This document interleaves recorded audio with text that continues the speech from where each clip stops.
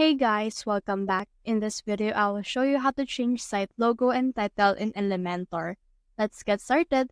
So you can see right here that I have already opened my actual site in Elementor. You just need to actually install that particular application in order to use this. Now in here, you can see these three lines.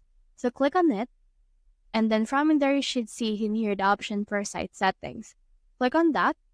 And then this will load you, and you can see in here the actual settings for site identity. So click on that right there. And now you can change your site name as well as your logo right here. So for example, let's just name this daily tutorials. And then you can also put in here a description. So you can also use AI in order to make this possible right here. So you can also set up this with Elementor AI. Now in here, you can see logo. You can click on this choose image right here in order to upload the image that you want to use in this case. So just head over and click on any image and then click on the select in order to change your logo.